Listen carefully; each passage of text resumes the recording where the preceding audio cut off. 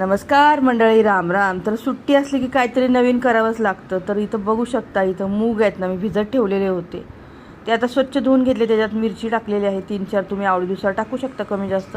लसूण आणि थोडंसं अद्रक हे मिक्सरमध्ये वाटून याची पेस्ट करून घ्यायची आहे. जास्त पाणी टाकायचं नाही आहे, मीडियम अशी पेस्ट करायची. आता इथं पाहू शकता, मस्त इथं आपली पेस्ट अशी तयार झालेली आहे. आता याच्यात आपल्याला कोथिंबीर टाकायची आहे, मीठ टाकायचं आहे, म्हणजे हे डोसा जो आहे ना हिरव्या रंगाचा तयार होईल. आता बघू शकता, तर हे मस्त असे मुगाचे डोसे तयार होतात. इथं मी कोथिंबीर वाटून घेतली, ती याच्यात ॲड केलेली आहे. आता हे आपलं जे बॅटर आहे ना हे तयार झालेलं आहे. तुम्ही थोडंसं एक 5-7 मिनटं ठेवू शकता किंवा लगेचसुद्धा डोसे बनवले तरीसुद्धा चालतात, काहीच प्रॉब्लेम नाही आहे. मिक्सरचं भांडं थोडंसं विसळून घेतलं आणि थोडंसं पाणी मी इथं ॲड केलेलं आहे. पाहू शकता. आता इथं आपलं हे जे बॅटर जे आहे हे तयार झालेलं आहे डोसे बनवण्यासाठी. आता फक्त यामध्ये आपल्याला मीठ टाकायचं आहे. तुम्ही ह्याच्यात कांदा वगैरे पण टाकू शकता आवडत असेल तर.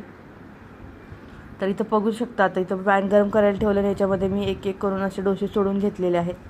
छान असे कुरकुरीत डोसे तयार होतात, नक्की ट्राय करा. सुट्टी म्हटलं की काहीतरी नवीन म्हणून मग हे डोसे बनवलेले आहेत. तर कशी वाटली रेसिपी नक्कीच सांगा. पाहू शकता बघा, मस्त असे इथं आपले मुगाच्या डाळीचे किंवा अख्ख्या मुगाचे पौष्टिक असे डोसे म्हणू शकता. डाळीचा वापर करूनसुद्धा तुम्ही असे डोसे बनवू शकता. आता जेवणामध्ये बघा, इथं मस्त असं कोळंबी बनवलेली आहे, भात आहे आणि सलाड आहे. तर या तुम्ही पण जेवायला. आणि मिनी ब्लॉग कसा वाटला ते कमेंट करून नक्की सांगा. आवडला तर लाईक, शेअर अँड सबस्क्राईब करा. धन्यवाद.